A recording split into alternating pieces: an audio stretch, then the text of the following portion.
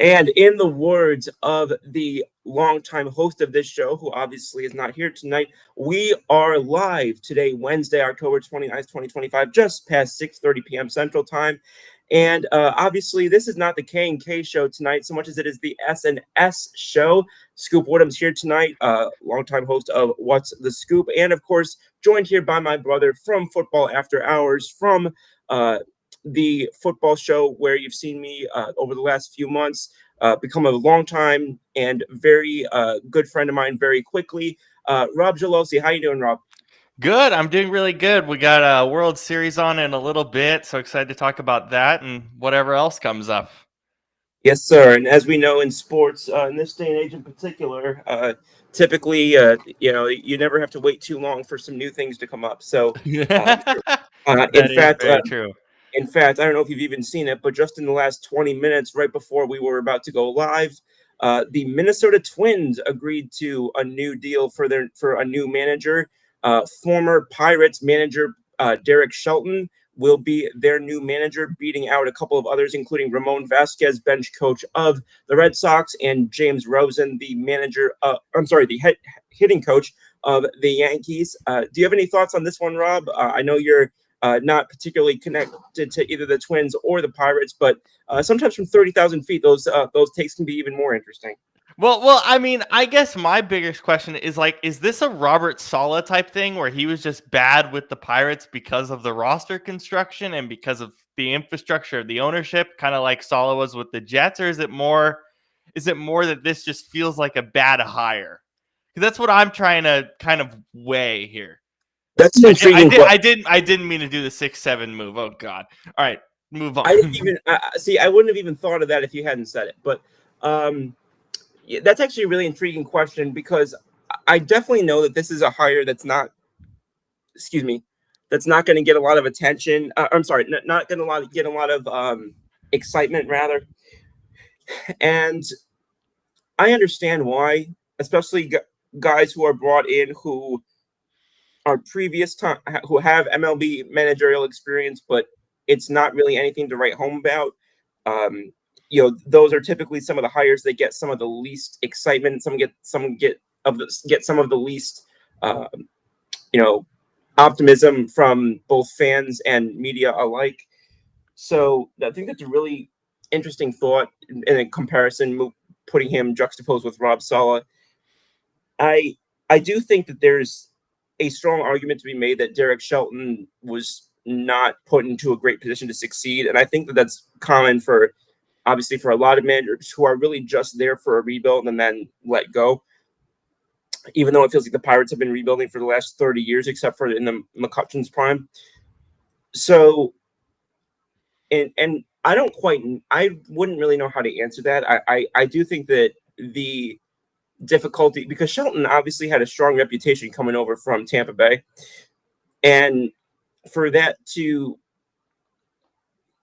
for that to go the way that it did, I do hope that because there's some jobs where I think you just don't learn a lot about somebody in their success or failure in that location in that role. I think this is definitely arguable that it's one of them. I think he's going to Minnesota now, has a much more talented roster, has a much more you'd think much more stable. Um, Oh, by re- far, Pirates. I'd say you'd think, but then again, we just saw them blow up their bullpen at the deadline when a lot of people thought they didn't need to, and then people talking about how poor the chemistry was in the locker room, and some questions about ownership going forward with the Pollard family. So I don't know that it's that much better than Pittsburgh. The way that some people might automatically think, but I do think that there's definitely more room for him or more with which to do there than there was for him in Pittsburgh. And I also am continually wondering. I'm a fan of his and I respect him, but I'm continually wondering how many times Ben Cherington's going to dodge, the firing squad. Real quick, I'll just get his attention because he's a regular on K&K as a commenter and as a fan. Thank you, PA Scratcher Guy. Unfortunately, your emojis are not showing up the way that they are in the chat section. but we This is appreciate you better. taking. This is better than the Emoji Movie. The way these Emoji movies work right now, or the way these emojis work right now. Yeah, I can see them in the chat, but then they go on and it looks like something that was like pre-Microsoft Word. But thanks again, PA Scratcher guy. Hope you're doing well. Yeah, I don't have a much more to say about that. I will say I did think that of the ones that I heard were the finalists, Shelton was the one that I thought was least likely, just because these sort of first-time younger managers seem to be the direction in which most people are going. Some of the most recent hires that we saw that were sort of veteran MLB managers, guys like Girardi or Bud Black, or if you want to include it, the Tony La Russa. Some of these recent managers or some of these recent hires of veteran MLB managers have really not gone particularly well by and large. So I think that that's helped push the trend even further down that pathway. So this was kind of surprising to me, but I don't know that he's going to be that much more in position to succeed than he was in Pittsburgh, but I do think it's going to be decently more than it was. Yeah. And go ahead. No, I think the other big surprise that we heard, or that I heard a little while ago, you said you heard it yesterday. You're more plugged in than I am, but Albert Pujols with the Padres. Okay, wait. So I guess this is the framework that I kind of want to put this at, because okay, I was trying to think like what's like I don't know.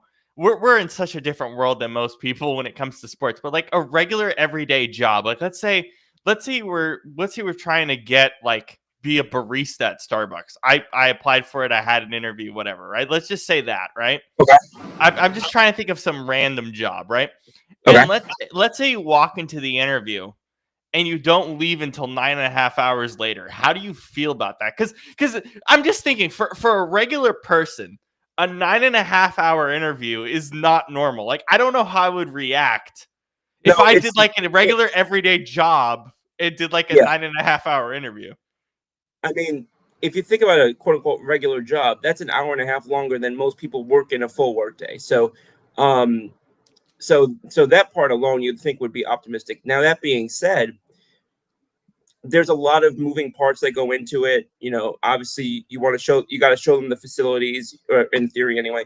You know, I'm guessing it was showing him facilities. I'm guessing it was talking a little bit about not just what goes on in the majors, but also, you know, some of their player development, because in theory, he's going to probably have to, you know, collaborate with some people who are bringing guys up from the minor leagues.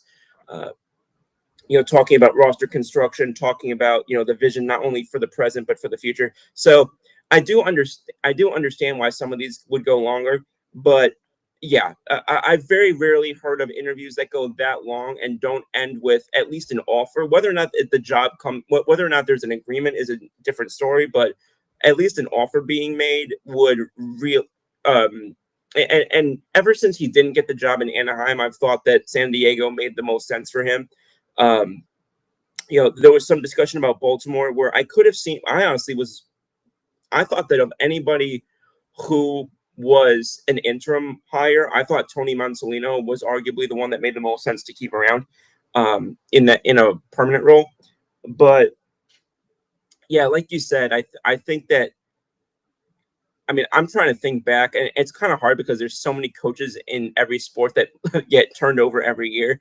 But I definitely can't think of an example in which I can think of examples where, you know, an interview had like a 2-day, you know, period of time where like that happens a lot in the NFL. Like I get like I think I'm positive we've seen some 8-hour interviews in the NFL or I just 4 and can't 4 call any split to mind days. right now. I can't either. But it just shows to me it was funny because that was my immediate thought was like us interviewing for almost any like normal job, I guess, quote unquote, is not like that at all. And so it's just funny to me, right? Because if you talk to an average person that's not as plugged into sports as we are, because what we see in INF interviews are like, whoa, that's long, but it makes sense. Any normal casual fan would be like, what in the world? And that was kind of my first thought. It's just so funny. They'd be like, what could you possibly be talking about for 9.5 hours? Yeah, I just found that so funny because It I was is. like, And that's just amazing to me. the fact that he was on MLB Network talking earlier today before the game 5, I think it is, that we're going into tonight. Mhm. The fact that he was doing that, it was even more amusing to me, where you just know everybody up there talking to him wanted to be like, are you taking the San Diego job? Are you taking the San Diego job? I bet behind Um, the scenes that's what they talked about. I yeah, bet like in between commercial breaks or whatever. yeah. Because it's not very often that a guy is in an interview, or I'm sorry, that a guy is being featured on a live sports show less than 24 hours after getting a 9-hour interview. Yeah, That's an order of events that you just don't see that often. So John um Lynch with the 49ers, when he got hired as the general manager, literally, I think as he was getting hired, he was literally getting hired. And like it was official. I think it was done, right? Like completely done. He worked for Fox for that Super Bowl week. He was doing stuff on FS1 the whole week. He was yeah, doing the media rounds, and they talked about it. yeah. They were like, he was like, "I'm really excited. I got the Niners job, and obviously he's doing great over there." But that's probably the closest example I can think of because he The one was that I already hired, and Right. then The he one that I was still the one that I working. can think of is similarly on FS1 is Sean Payton getting the Bronco Yes, job. yeah, That's the one that really sticks out to me. Is I can just remember they kind of like he was talking about it, but also like you could tell that there were certain things he couldn't say, or either was choosing not to say, or actually couldn't say. yeah. And it was and I think a lot of us thought that was going to be much more successful of a run than it's been. And I wouldn't say it's been a failed run, but I definitely think that it's been more rocky than a lot of people, certainly myself included, Yeah, expected. the Russell Wilson piece of it kind of clouds it, does it? Because I don't even feel like those beginning years with Peyton were really like his team because he didn't really trust Russell, and it was very clear. And But now with Bo and Nix, that's I what feel a really lot threw me. differently about it. And that's what throws me, or what I think back to is if they could do it over, would they have? Do you think they may have kept Russ and moved off of Sean Payton? No, I wouldn't know because I mean the thing is like that trade was so bad. Like here locally we were so fed. We were like, oh my god, what did we just do with Russell Wilson? That was everyone's immediate reaction. Now looking back, it's like the one of the most lopsided trades ever for Seattle. The amount of talent we got in return Yeah, is insane. because you guys got you got Noah Fant, you got We got um Noah Fant. We got I think Drew Devin Lock. Witherspoon was a part of Okay, that deal as yeah, well. Obviously, in hindsight, with the draft picks, that's more what I'm talking about is the draft picks yeah. than anything Well, else. because that's always the fascinating thing, right? Is to see when deals have like 5 or 6 draft picks attached to them. Is okay, who ultimately ended up being involved in that trade?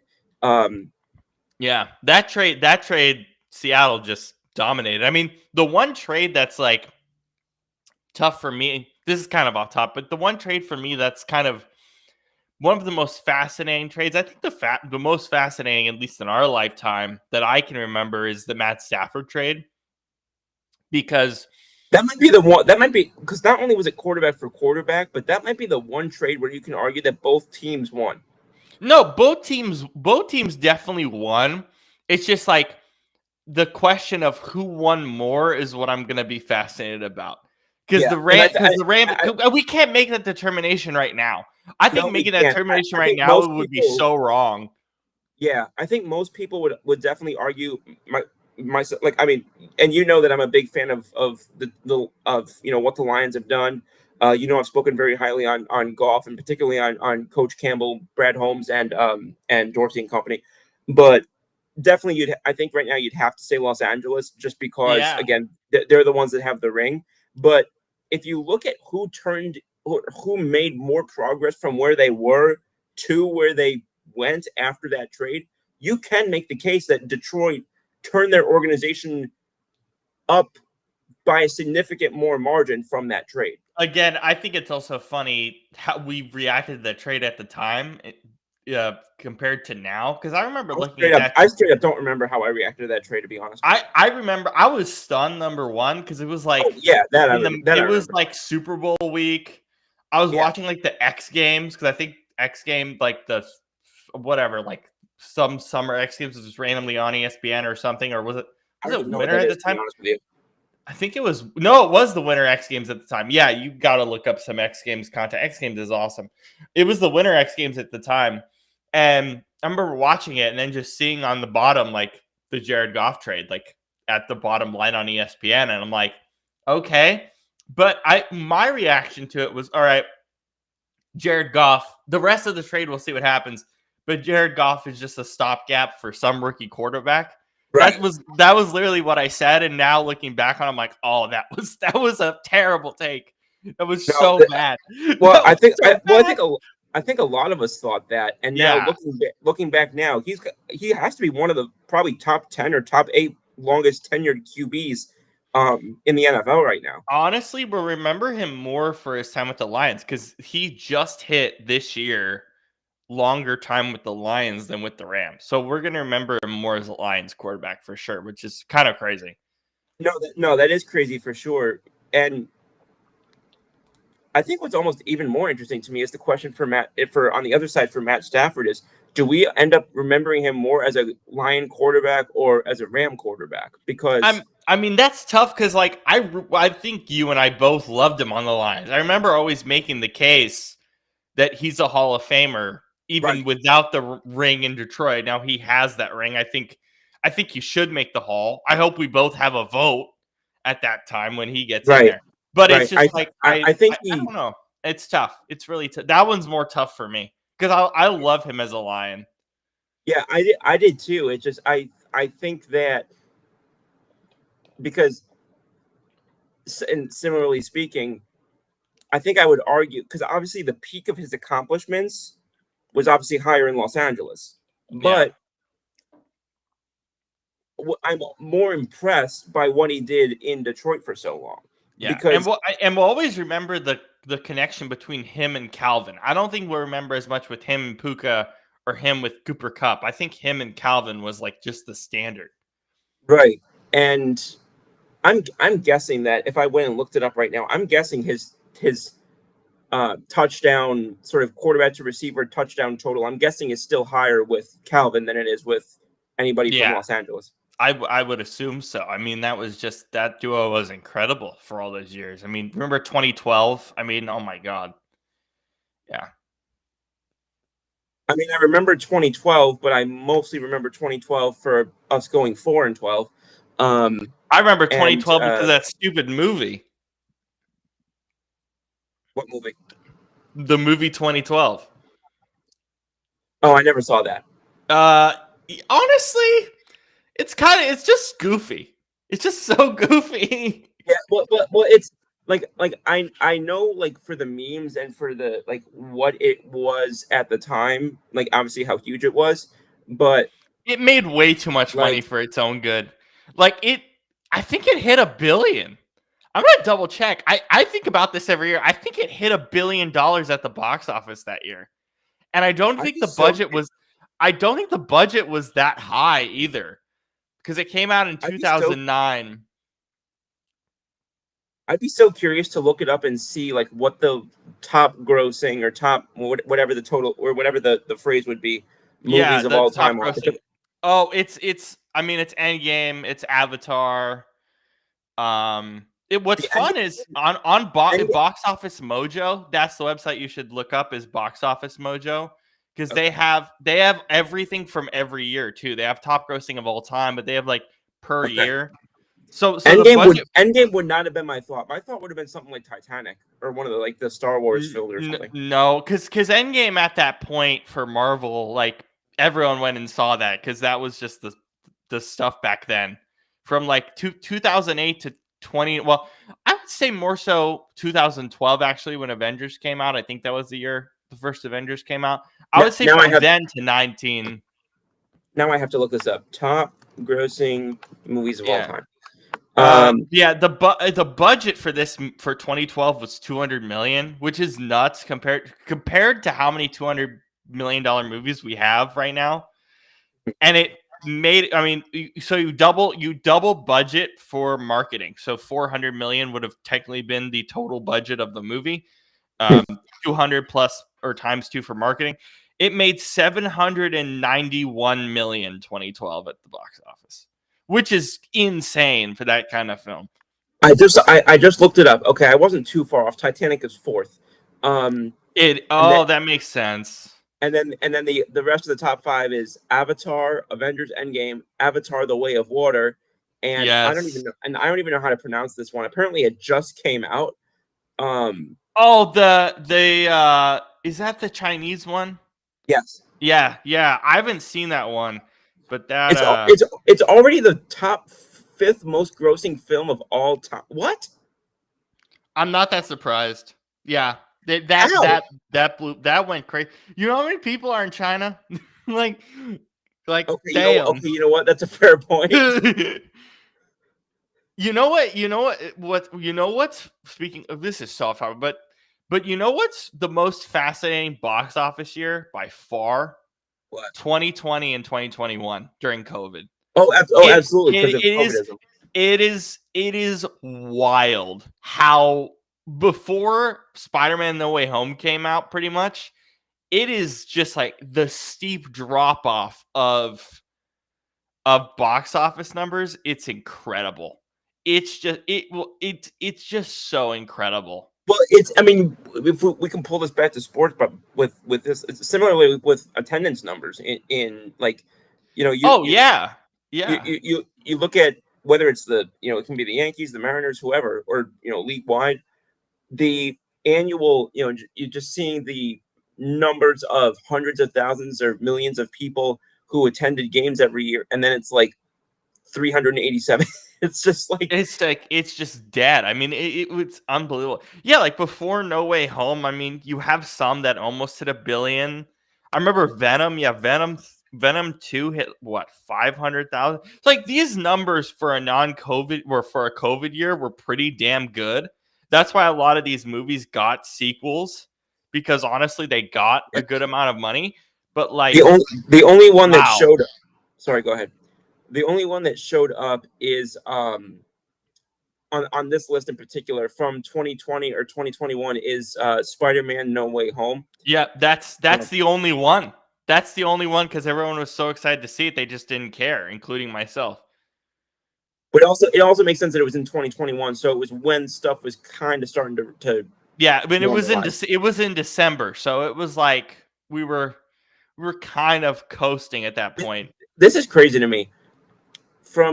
Since 2021, there's only 9 movies on that cracked this list, and there were 9 just in 2019 alone.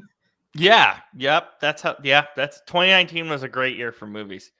Yeah, it was great. You had Captain Marvel, Avengers Endgame, Aladdin. I did see Aladdin. Was it good? I think I remember it being pretty good. I'm not a Disney. I remember mixed things.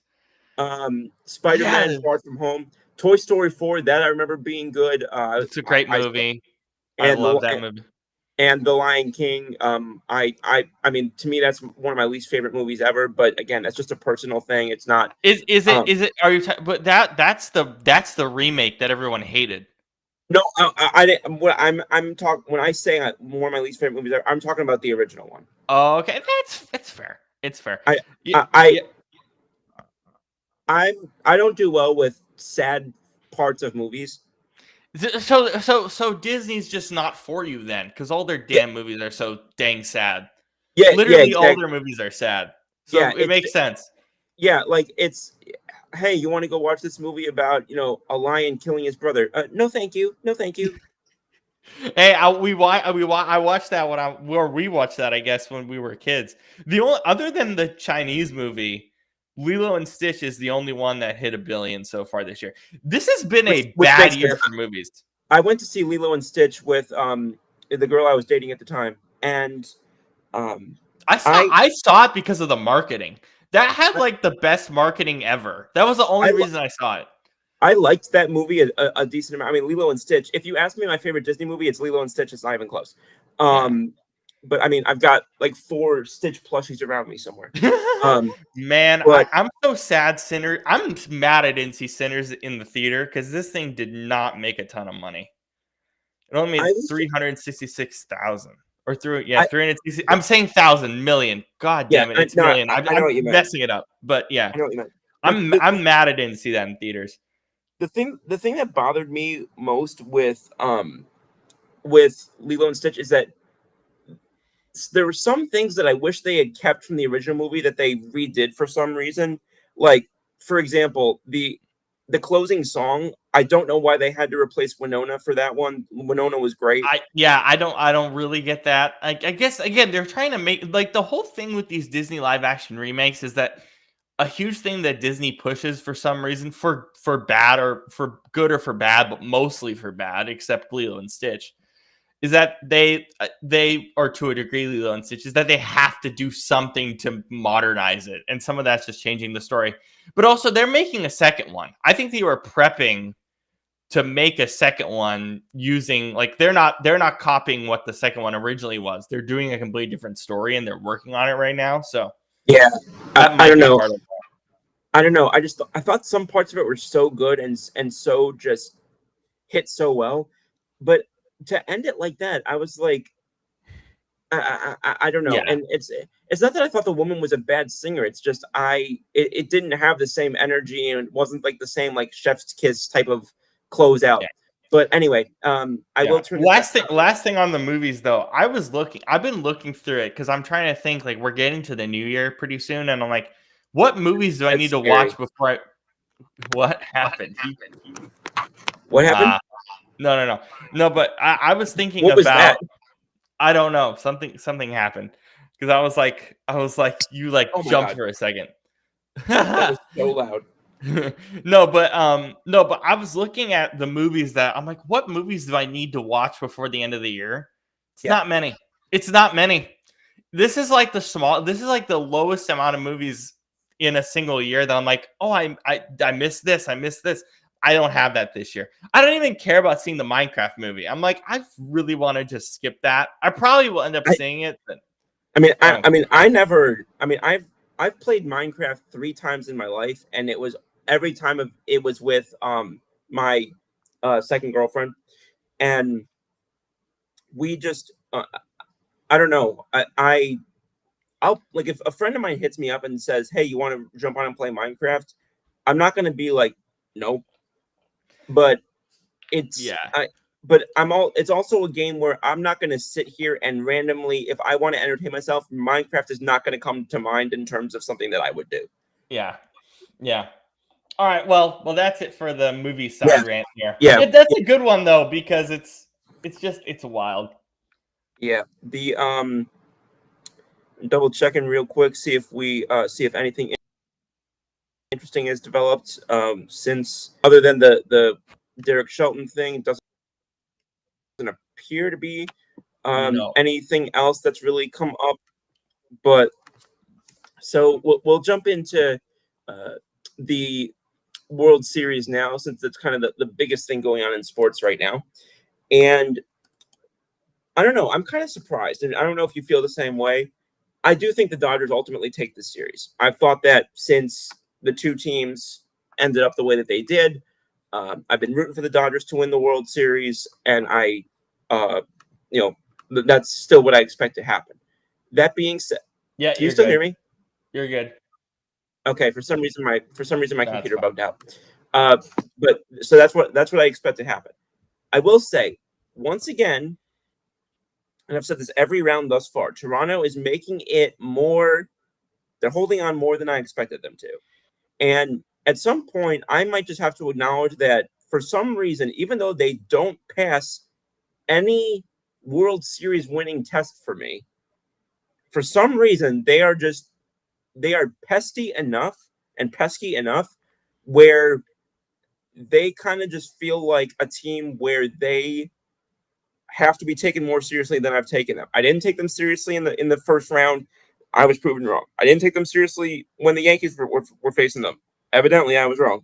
I didn't take them seriously last series when they faced Seattle. Again, I was wrong. And I didn't take them that seriously going into this series. I thought they were going to get walloped, and now it's 2-2. So, help me out here. I mean, you obviously watched them against Seattle. What did I miss watching them against New York?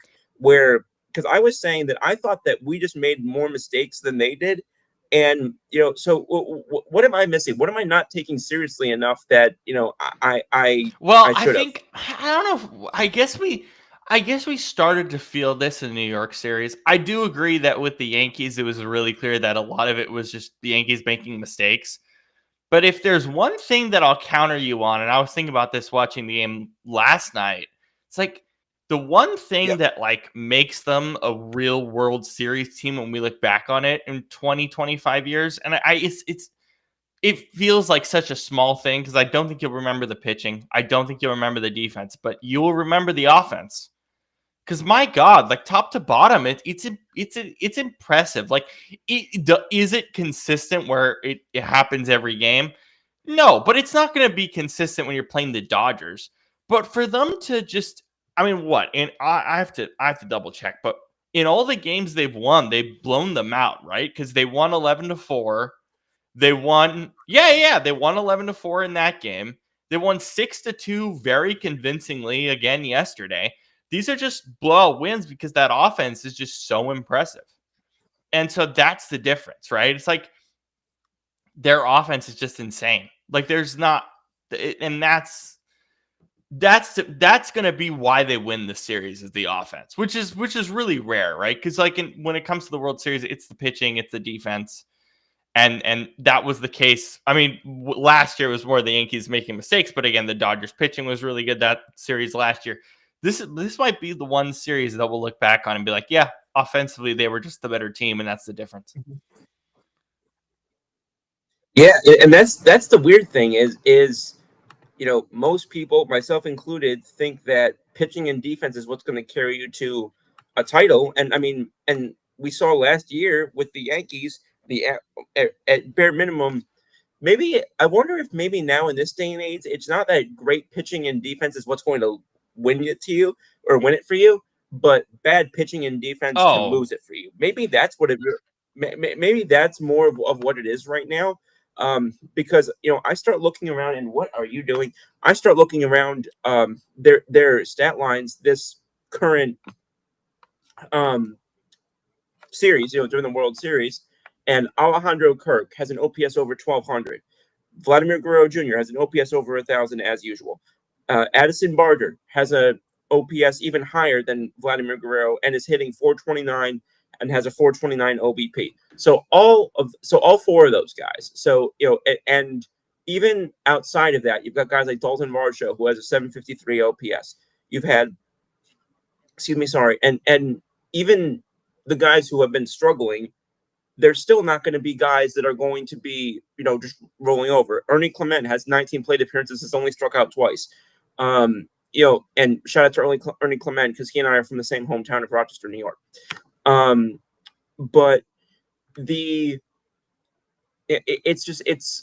it's really fascinating to me how this really is the team that looks like it's going to be, if they win at least, looks like it's going to be not because of their pitching and not because of their defense, but just because of their sticks. And and then you convert that to LA and really has their, and for us who said that their bullpen was going to be my main concern for Toronto, at least for me, the fact that the Dodgers, I mean, in this series, have the Dodgers had really anybody that you really love what they've done offensively other than Shohei and Freddie? I mean, Teoscar's been pretty good, but Will Smith hasn't really shown up offensively. Hernandez hasn't shown off offensively.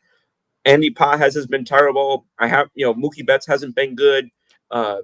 Max Muncy, Tommy Edman, especially with Alex the level Call. of at bats. I mean, when you have an 18 inning set, you just get more at bats and more data to look at saying that, right? So I mean, that's the other piece of it. It's Right. like it adds to the level of bad when you have a game like that.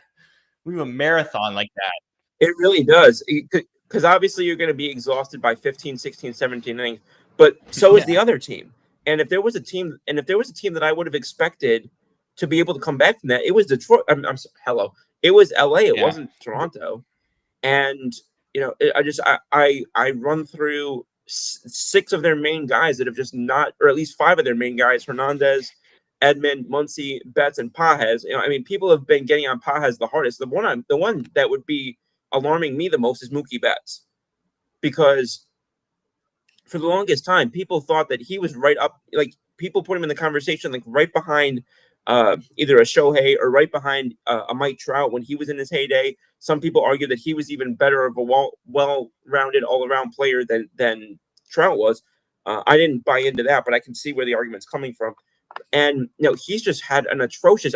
People wanted to talk about Judge last year. Friggin' Mookie Betts this year has been 10 times worse than Judge was last year. Is that gone? Is that? Oh my God! Snyder hit a home run already. First pitch of the game. My goodness, that did not take long. Real quick, Kenny. As for those who watch this regularly, there is a appearance tonight from one of the regular co-hosts. Kenny, hope you're doing well. What's up, fellas? Thanks for filling in this evening. If the Blue Jays were to win the World Series, who needs to be the unsung hero? Give me Ernie Clement. So just the guy I was talking about, my hometown boy. We grew up not too far from one another. I haven't met him, but we grew up not too far from one another.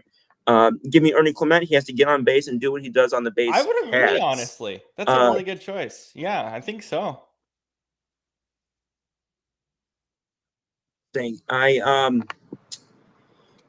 People are not going to be too surprised. Is that two Guerrero? Vladdy, 2-0 in 2 pitches. Are you kidding me right now? Well, I picked a good time to talk about their bets. Oh my God! Holy Toledo! What in the world? That's the best. Is that the best start to a World Series ever? Is that up there? Dude. That's 100. We're talking about over 100 years, so I don't know if I would say ever, but certainly one of the better ones of my lifetime. God. And wow, they are making the Dodgers look mad fraudulent right now. This is ugly. This is ugly. Oh my God. Kenny, to give you let's try that again. Kenny, to give you your answer, probably not an answer you'll be surprised about from me, but I think there's a really good chance that IKF, we know that he was a clutch and undersold clutch hitter when he was with the Yankees.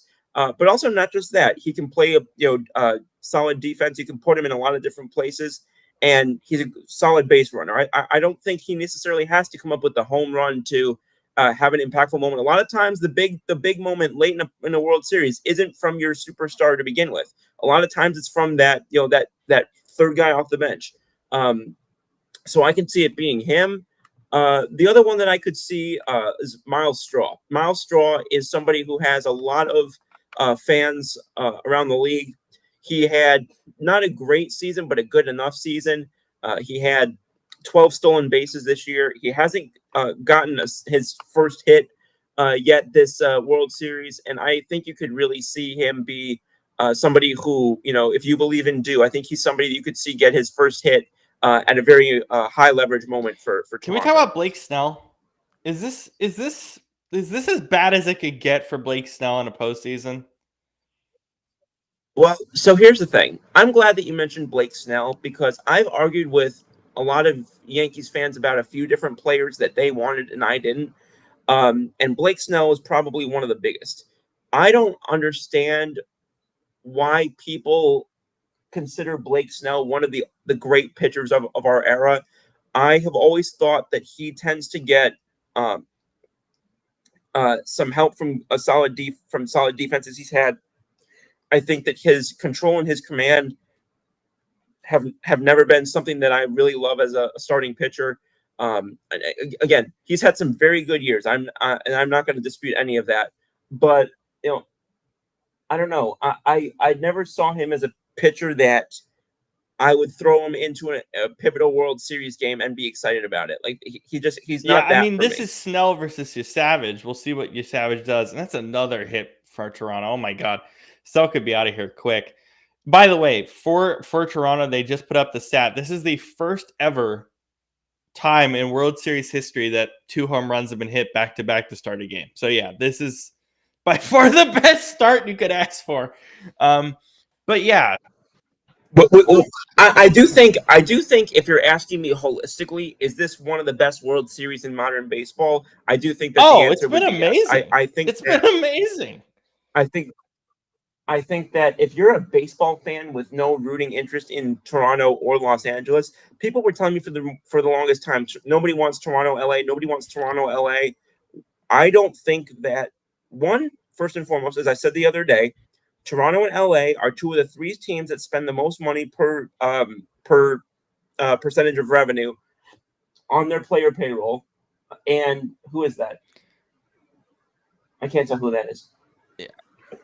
But and you add on top of that the fact that they are, they're obviously going to bring in, Los Angeles being one of the 2 biggest brands in baseball in America, and then Toronto, which is literally going to have the whole country behind it.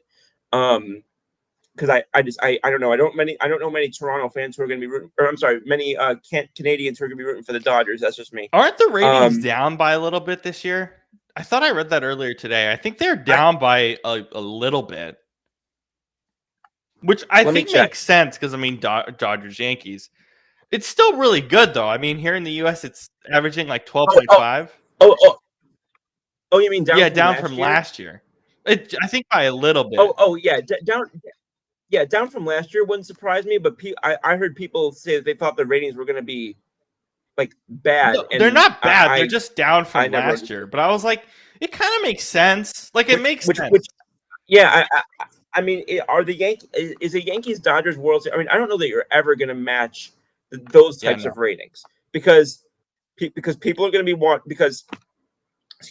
people are going to be watching if they love the Yankees. They're going to be watching if they hate the Yankees. They're going to be watching if they love the Dodgers. They're going to be watching if they hate the Dodgers. Like, you're going to have people who are watching, even if just out of spite, you're going to have people who are going to be watching. That's why back in 2023 or whatever it was, don't nobody hate the Texas Rangers and don't nobody hate the Arizona Diamondbacks. Kenny says the Dodgers may have messed up yesterday by pitching Ohtani. He is human, and to play 18 innings and to have to pitch on a quick turnaround way too much. Could have went with a Yamamoto, Kershaw, and then bullpen game, in my opinion, and pitch Ohtani today instead. I agree with you up until the very end there, where the problem with Yamamoto is that he had just come off back-to-back complete games. So I don't know if Yamamoto himself would have been the one that I would have really. Yeah. And well, that's the issue, right? Because this would have made sense, but I mean, by the way, both pitchers pitched on like almost no rest, but like Ohtani, it was rough. But like the problem is that even going into the game today, we are still dealing with the relics from the 18 inning game. Because there's no they don't, both of these teams don't have a bullpen right now. They just don't.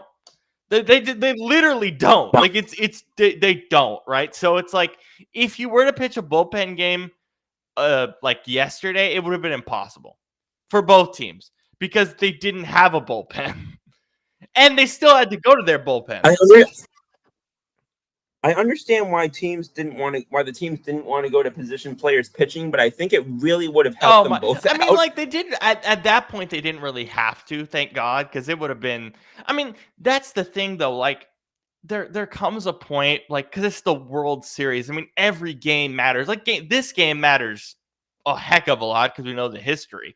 But it's like it's the World Series. Like, I'll be honest, like I rather pitch freaking AAA pitchers, AA pitchers, even single A guys over position players in a World Series. I just couldn't do it. I couldn't stomach it.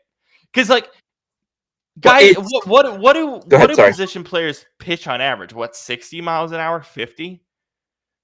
Just clunkers. Something like that. But from my vantage point, at least if it's both teams doing it, then it's not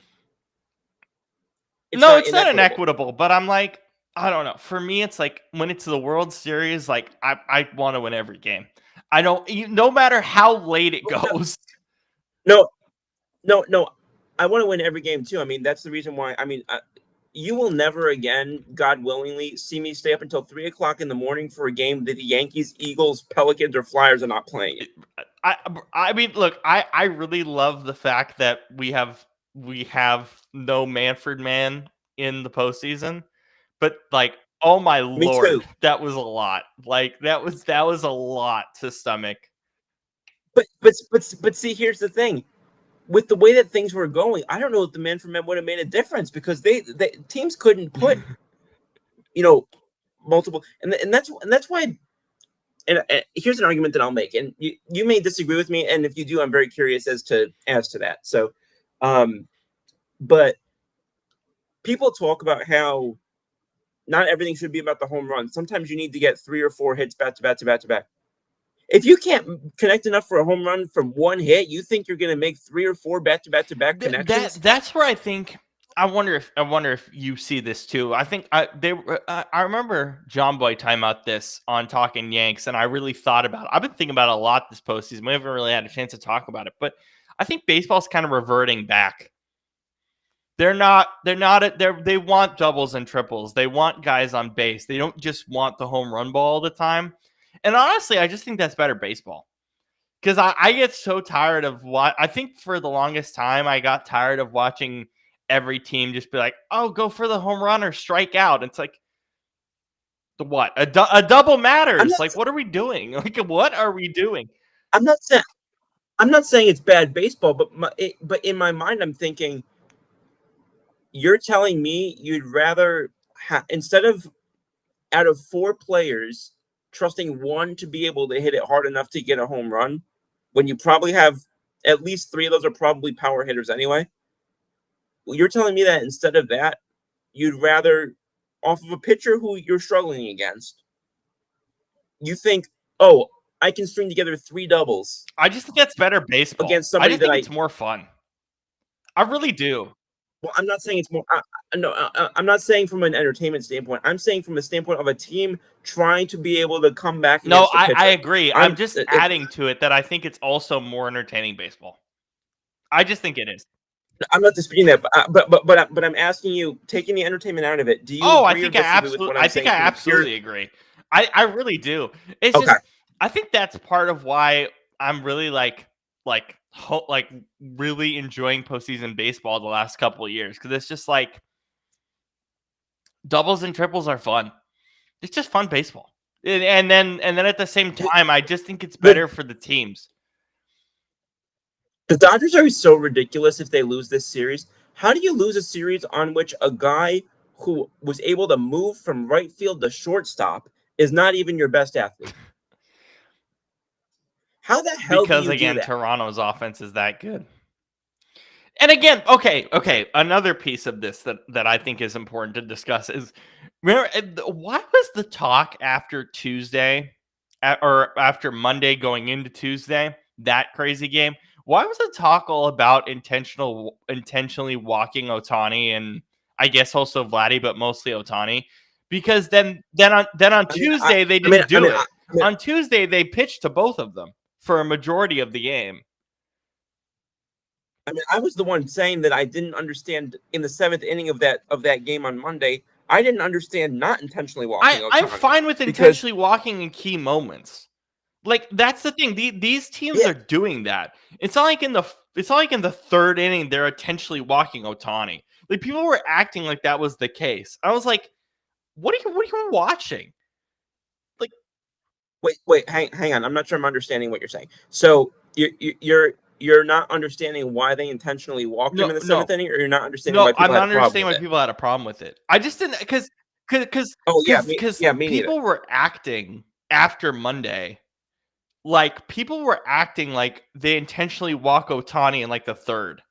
Like, no, nobody's gonna do that. Like, we're not. No. Well, no, it's one thing to, like, if you're intentionally walking Ohtani when you're up 5-1 or down 5-1, to me that's ridiculous. But you had a 1 run game. You had a 1-run game where you give up a single run and your lead is gone in the 7th inning, and with no Manfred man coming up in 2 innings or 3 innings. And you're going to freaking tell me that you would rather take a chance with Shohei Ohtani at the plate, who could tie the game with one swing of the bat, who literally is a week removed from going 6 innings on the mound, shutout, and hitting 3 home runs in the same game. You're telling me that you would rather take the chance with him than the guy who had a 760 OPS so far in the entire My postseason. issue is that people were acting like it was happening all the time, and I was like, "What? What are you watching?" Like it's like. Quite frankly, if the Yankees had walked Vladimir Guerrero Jr. every time, they might still be playing. But the thing is, they don't do that because no team is dumb enough to do that. That's stupid baseball. It just is. Because I just didn't understand why that was like the main thing. It's like people are thinking about the wrong things in baseball when it comes to analysis, because it's just like, why is your takeaway after an 18-inning marathon game? Oh, now they're gonna start walking Ohtani after on every at bat. No, they're not. Relax. People aren't that crazy. Like, literally relax. No, they're not. And also at the same time, Ohtani is a year removed from stealing, I think, 58 bases. So putting him on, while it limits his damage potential a little bit, yeah. So I just thought it was really weird. I was like, "What are you?" I just, and people were like, because I was like, "Really? Are we just gonna remove the intentional walk from baseball?" The strategy of it's very interesting. Like, there's no reason to freaking remove it. I mean, I already didn't like a few years ago when they took away the need to actually have to throw the 4 pitches. I didn't like that. They should go. That's the one thing I will say that they should go back to. They should at least throw it. Yeah. Like, even if it's way outside and make them throw it. Make them throw it. Like, that's fine. Because the times that I've seen a guy like either poorly locate or it came out of his hand wrong or whatever, and somebody hits what was supposed to be an intentional ball to the warning track, it's fun.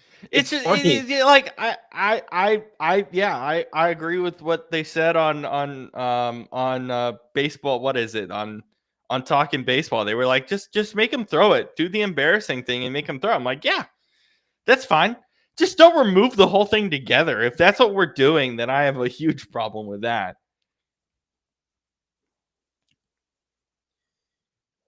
If you got anything else on this topic, or we'll kick over and talk a little bit of football. We can move on. Good start by the Blue Jays. We'll see how this goes throughout the night, but that was nuts. Absolutely. I wanted to talk some football for a little bit. Your Seahawks are coming up this weekend in they're playing in, I don't actually remember the name of where Washington plays their home games. It's called Northwest Stadium. Northwest Stadium, yes. So stupid, by the way. So good. Especially for a team that plays in the border of Virginia and it's literally we talked about this on football after. Yeah. It's literally a bank on FAA. It's literally a bank. Why is a bank called Northwest Bank? What are we doing? Can we come up with more creative names for banks, please?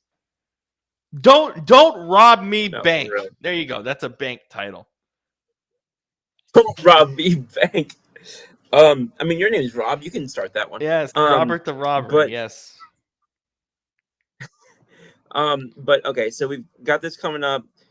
We've got the NFL trade deadline has been in the rumor mill, in the whatever you want to call it. Can we start with the trade deadline? That's what I was going to start with. So I looked up a few things. Looked at your Seahawks. Looked at outside corner, because I know they got Witherspoon on the inside, but outside corner, linebacker. What are you identifying as their main target position? Is it one of those two? Is it outside corner? Is it linebacker? I mean, yeah. I mean, actually, what I'm very curious about going into the deadline is what's going to happen with the cornerback position. Because, like, the Eagles made that Michael Carter move, and I know you guys were really excited about it in the chat, and I'm just like, it's fine. Like, Well, I'll put it this way. I think I would describe it as I'm more optimistic about it. I think the excitement is less about it being MC2 and more about reducing the roles of guys like Kaylee Ringo yeah, and no, Adoree Jackson. that was the I think intention of the move. I get it, but I was like, okay, hang on. Let's look through these moves real quick. So we talk about the Carter thing. Kyle Duggar going to the Steelers. Keon White going to the Niners. Roger McGeary going to the Rams. Like, what are these? They're not like, there's the thing. We get so excited. We're getting more excited about the deadline because these GMs are willing to move guys now. They've taken the NBA model of, hey, we'll move guys. But, like, at the end of the day, the trade deadline doesn't provide a lot of entertainment. Like, these moves don't do anything. It's definitely the least exciting trade deadline of the four major sports, and I would argue that that's one area where baseball. Oh yeah, baseball does, NBA does, by far. Both of them are. NHL does a really good job as well. I think those three are just insane. I still I think so. I would argue that as well, because the MLB trade deadline is crazy. I follow the NBA trade deadline more for fantasy purposes, but yeah, same here. But yeah, I mean, other than what happens with some of these teams in terms of depth and need, Kirk Cousins probably gets moved. I just don't know where, but he probably gets moved. I'm not even sure how with that contract that he has, though. That's always been my question, but it's like I can't really imagine a situation where he's not traded by the deadline. I just don't know to where. Like, I'm going to pull up his contract real quick. Because, the Falcons would have to eat a lot of that money, because the only way he gets moved is if the Falcons eat a majority of the contract. But I think they would do that, though. Oh yeah, I think they would easily do that. I really do, because I don't know if having Kurt in the building the whole year making that much money makes a lot of sense. At this point, I think they would definitely eat a majority of it just to get him out the door. And that's the thing. Kirk Cousins definitely wants out at this point. He's like, I can start somewhere. I don't know if we feel that he could start somewhere, or we feel like he's a top 32 guy at this point. I don't even know. But even so, like, that's the thing. Like, I know Kurt should get traded, but the question is who, and the question is if Atlanta is willing to eat that money. Which, if I'm Atlanta, yeah, I eat it. I definitely eat it. I just don't. I don't know what else they could do. I think they eat it. I just don't know who would go for him. The funny one that I heard, not from rumors, just from predictions from people, is Minnesota. And I'm like, why would Minnesota bring him back under any circumstances? I mean, I mentioned that to you on. Oh, that's right, you did as well. I don't think that makes any sense. I just think that's ridiculous. Okay. Like, it just does nothing. Like, and look, like, McCarthy's coming back this week. They clearly care a lot about what McCarthy's doing. And if Kurt goes to Minnesota, he's just going to be the backup there. He's just going to be the backup. Like, they're not going to start him. They're not just going to plug him in.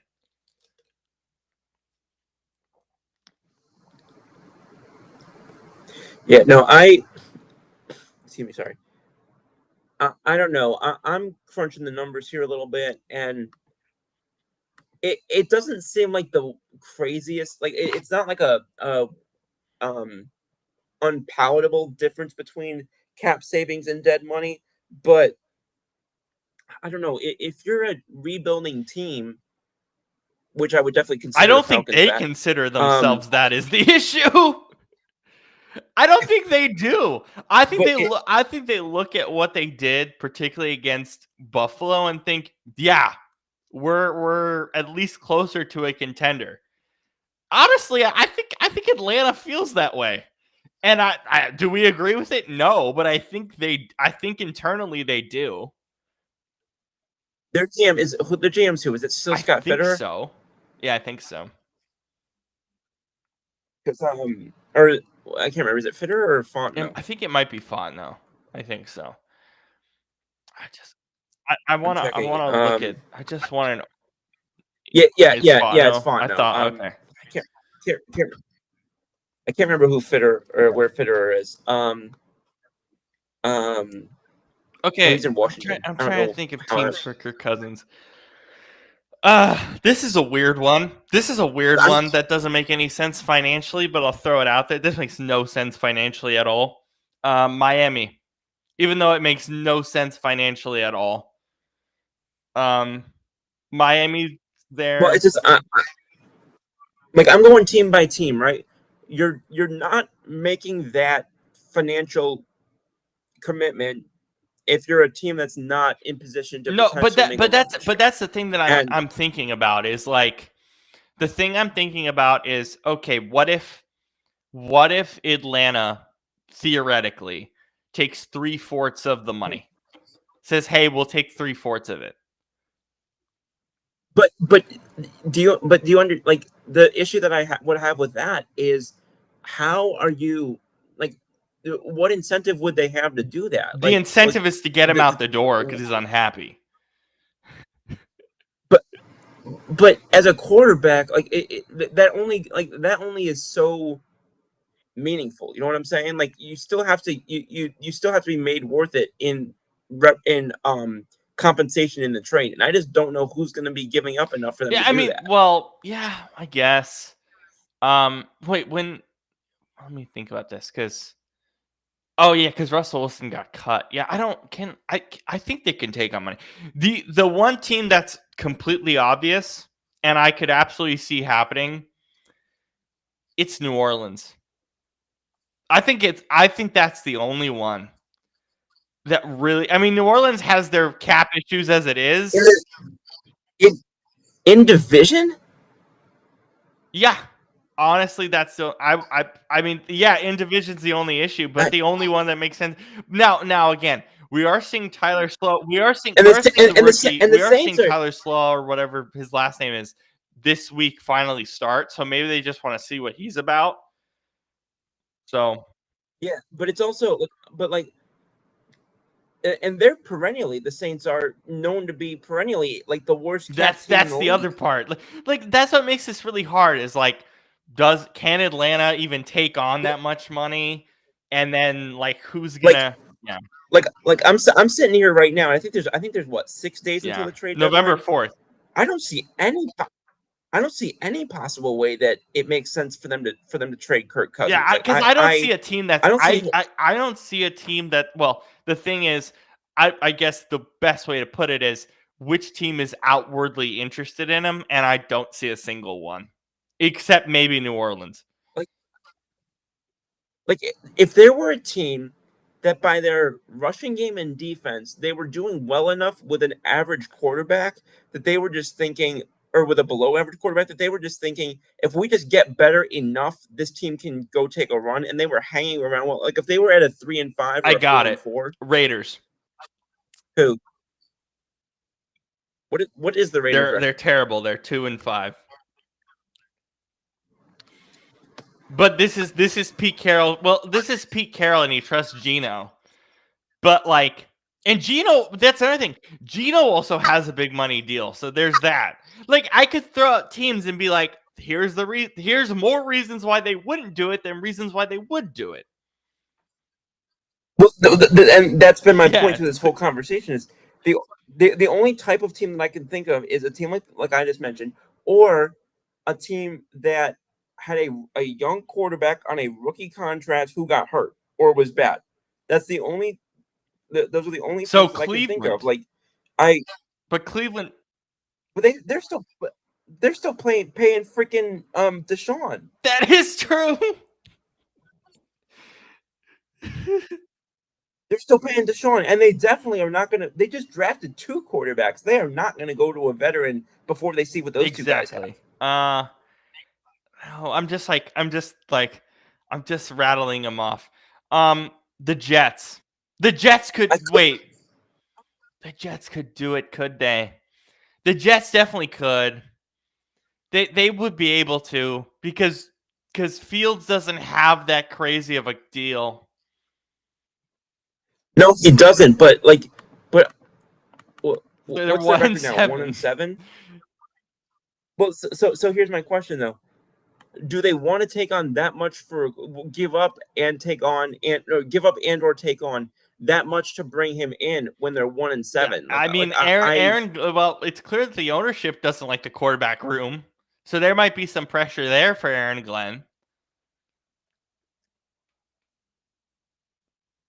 It's just it's financially and roster wise, it's not just It not makes passing the test for sense me. But for none of the other 31 teams. It really doesn't. The Jets and the Saints and Miami and all these teams we've mentioned, Cleveland, whatever, Minnesota, we're all just grasping at straws because it doesn't make sense.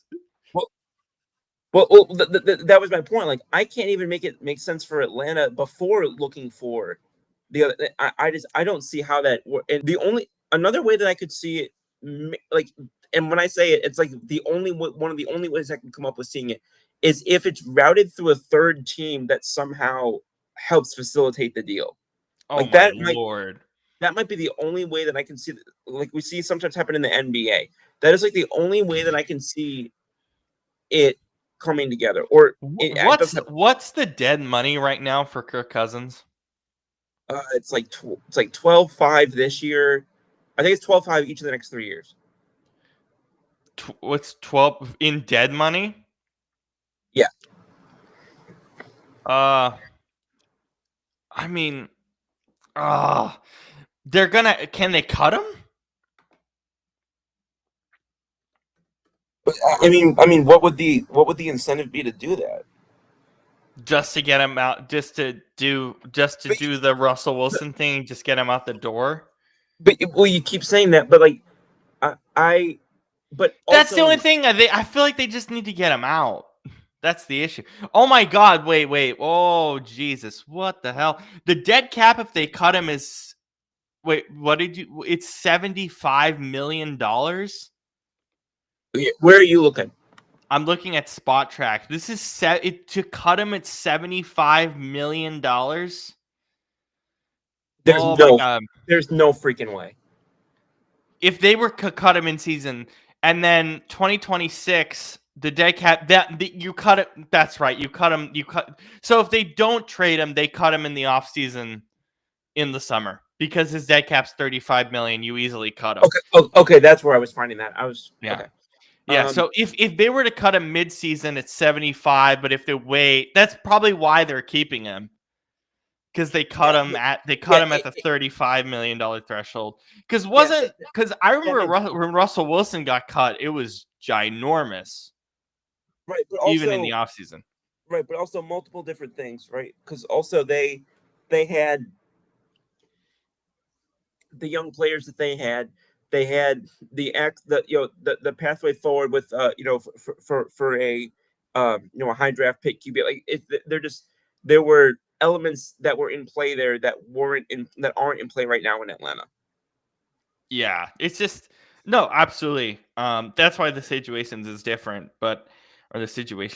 Yeah, I look at all these teams and I'm like, oh my God, Carolina still trusts their quarterback room. I know that.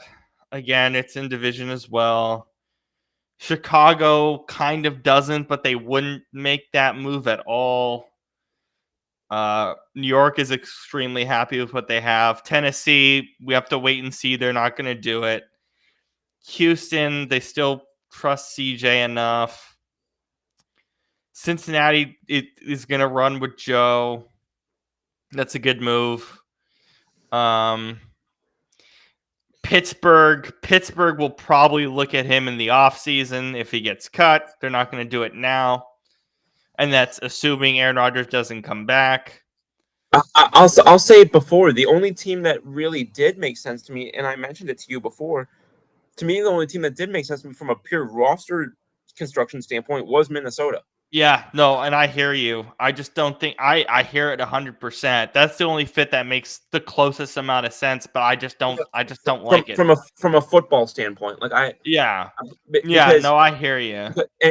and now with Carson Wentz hurt, I mean, you're gonna take Max Rosmer. You're gonna have that team led by Max Rosmer the next 10 weeks.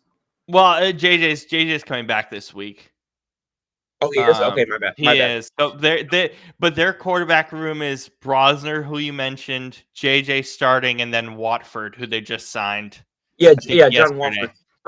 But Um, also, I mean, I mean, if we're putting money on it, we have to guess that John Wolford's going to make a start at some, or Brosmer's going to make a start at some point. Do we really think that McCarthy's going to start the next 10 games yeah. and play every snap? Like I haven't I don't know. seen. I don't know if he's going to be healthy enough. But if I'm not, I'm confident that he should start every game. No, but that was my point. Is I don't trust his health enough to be able to be confident that he's going to do that. Yeah. No, I hear that. Yeah. The Jacksonville obviously wouldn't do it. I'm just trying to think of and then obviously you're not going to mention the teams that already have their guy. No, I mean, Jacksonville technically has their guy, but like, yeah, everyone else that I can think of has their guy as it currently stands. So yeah, oh, that's it. well, Oh my God, the whole Kirk Cousins debacle. Atlanta was just stupid to do it in the first place. Just so stupid. Just so I dumb. I thought it was smart in terms of I I think that the ideas that they had were sound. I think that the execution of it was poor. Oh yeah, I mean, I I I why sign Kurt to the deal if you were that interested in Penix? And they had to have been interested early. well, They wouldn't it wouldn't have been, we just saw him at the combine, now we're interested. Hell no. These guys scout for years in advance. What are we doing? well, we also don't know if they expected Penix to be available at that selection. Wasn't he mocked at that selection or around there? He was mocked around like 7 or 8. But you never know what teams do, I guess, is the Yeah, important thing there. my point being is they may have had these are the three guys we expect to, the way we expect these three guys to go. But for example, a team picking at 12. Let's go back to 2020 for example. Someone picking at 11 may have had this is my top five. But if Justin Herbert had fallen to that 11th pick, they were still going to take him. They just didn't have the anticipation that he was going to be available. Yeah. So So yeah, definitely. So yeah, just some. And the fact that we have to sit here and do this Kirk Cousins trade exercise is just it's actually stupid. Not yeah, us talking about it being stupid, but Atlanta it's yeah, I just got you. it's so dumb. It's just so dumb. I got It you. is Now, so dumb. now they're going to start getting ready for some other shows in a couple minutes, but I want to wrap up with one quick topic. Yep. And we'll do it quickly. But you're a college football guy. I'm a college football guy. Remind me, what team do you root for again? I mean, the Huskies. You But do. Okay. yeah, because Um, that's where I went to school, or went to the smaller version of the big school, okay. Okay. not the Um, big school. okay. So the big news, obviously, that happened over the past weekend, being the Brian Kelly surprise out of LSU. Three-part question. One, because the name that everyone's been talking about now over the last day or two is their former coach Ed Orgeron, Coach O. The three-part question: 1 to 5, how good of a fit or idea is it on Coach O's side? 1 to 5 on how good it is for the LSU side, and 1 to 5, how likely do you think it is? I think it's a 5 all the way through. I think Oh I wow! think I think it's extremely likely. I Oh really wow! do. I love that when you mentioned it on Football After Hours, and I was like, well, okay, his buyout runs out at the end of the year. Like, we checked the buyout. I think there's like $12 million left that gets paid out in December, if I'm remembering correctly. Yeah, that sounds right. Because I know it was it makes 17. sense. I know it was 17 and a half in total. Yeah, so I think it makes a lot of sense. I think that's probably their first interview. Keep in mind, the college football landscape is just a mess right now in terms of just coaches and everything. So, yeah, it's a mess. So we'll see what happens. I would also add this that I didn't even think about when I was talking about Coach O on the other night, Sunday, Monday, whatever it was. I would also add this that I hadn't even thought about.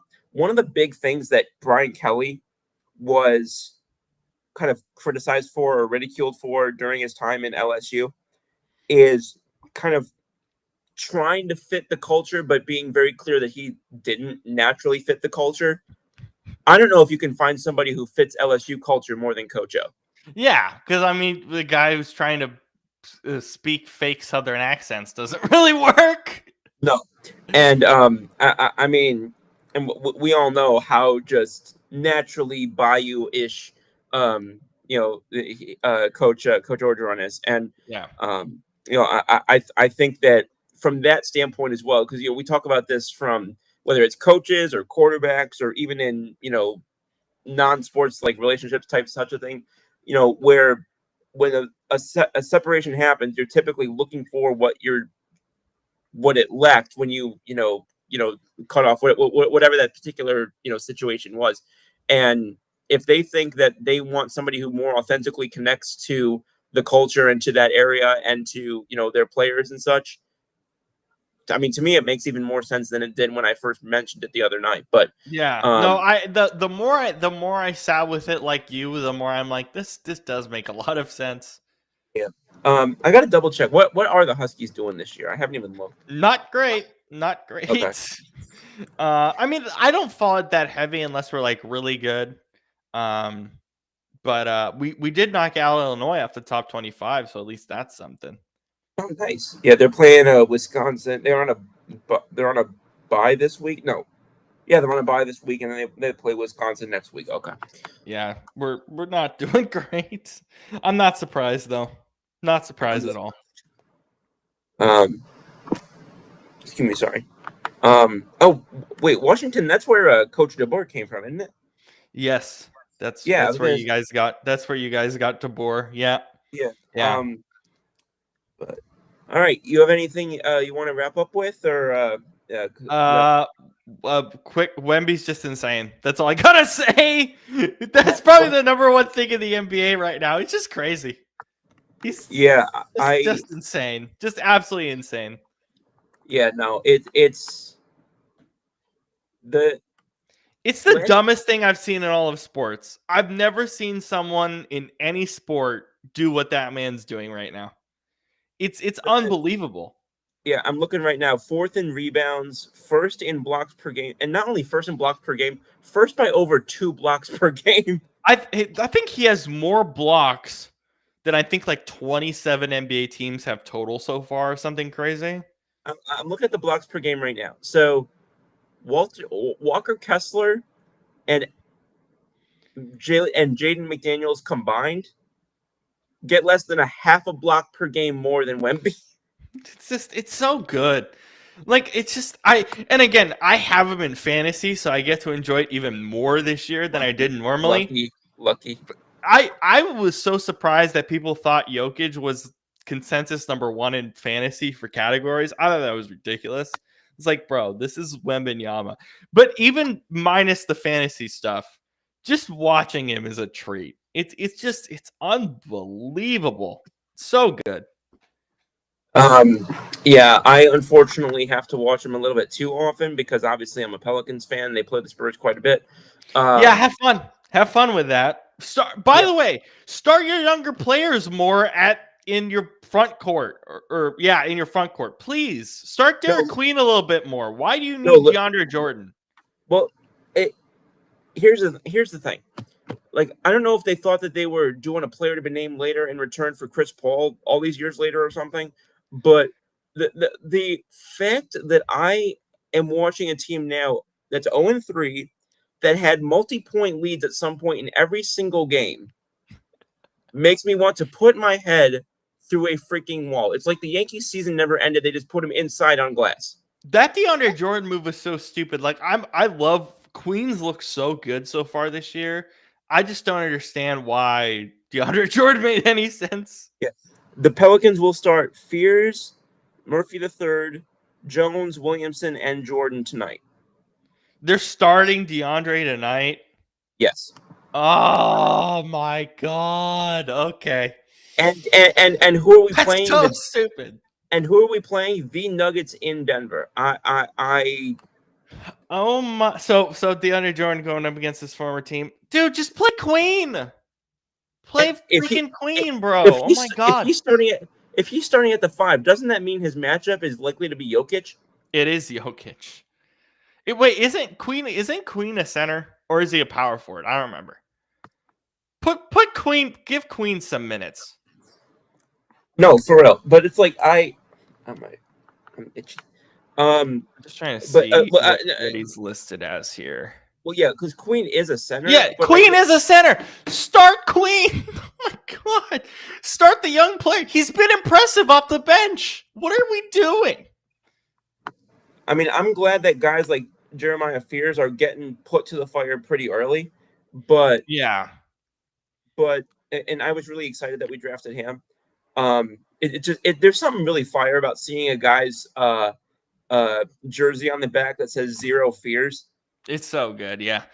I think I'm really liking him and Queen. I mean, Fears has had struggles, but like I get it. I totally get it. So I'm not.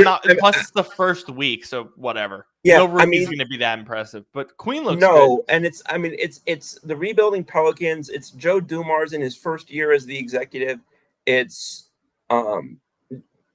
just so many elements of it that are still very, very raw. I gotta ask you this before we go. Does Zion look skinnier, and like, does he actually look skinnier in regular season play? Does he move better in your mind? Because I felt that in the preseason. I was wondering if you're seeing it in the regular season. Yeah, I would say so. I definitely think that. Excuse me, sorry. I think that there's. I mean, so far he's playing more minutes, but again, he's only played 2 games. But he got a good number of steals in those first couple games. Rebounded well, assisted well. Didn't shoot as well as I would have liked, but yeah, I'm just thinking from a movement perspective. I was just so impressed with how he looked, and the problem is now he's got a freaking bone contusion in his foot. So oh my god, that's right, the freaking bone contusion. Yeah, that's rough. Yeah, so injury bug still hurts. Yeah, no, for real, excuse me, for real, but it's hard to know if that's just like a freak injury type thing or what. So I want to give him more than 2 games. Yeah, that's fair. That's fair. I forgot about the foot thing. Oh my lord. Yeah. Okay. So DeAndre Jordan. Oh god. Oh my god. Which I'm not gonna lie, I thought he had retired. I'm serious. I freaking thought I remembered him retiring. I don't understand that roster move. I don't get it. It's so dumb. It's so dumb. I thought he maybe for veteran depth as they try and develop guys like No, he's your bench center. He's like your main bench center. What? Okay. So stupid when Derek Queen's actually been playing quite well. It's just so dumb. There's so much about basketball that I'm still trying to understand. And if you're trying to understand basketball, the Pelicans are not a great team to be trying to learn it from. Nah, no way. Playing fantasy really helps because I get to really like think about these rosters a lot and like the statistics and everything. So even if I'm not watching the Pelicans games, like if I'm not turning them on, like at the end of the night, I know what's going on. I'm like, DeAndre Jordan. Okay. 2-1 right now. There we go. We finally got a home run by the Dodgers. Kike Hernandez. Okay, spoiler alert, because you're about 5 seconds ahead of me, but Yeah. But yes, so it is now 2-1. Not entirely surprised that it was TK. He tends to be a good postseason player. He's kind of a little bit of Steve Pierce-ish, where he just seems to have another gear in October, and he can play a lot of different positions. Yeah. Well, that's all I got. Yeah, Wemby and And your here, Pels. yeah, I'm gonna let we'll wrap this up here because I'm gonna give them a little bit of time before the next shows come on. But bro, I can't thank you enough for joining me tonight.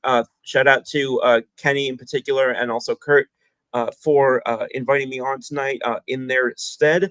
And of course, we'll be back on. Those of us who, or those of y'all who have the ability to come on, hope to see you tomorrow night for What's the Scoop, right before your your weekly Thursday night football showing right here, same scoop time, same scoop channel.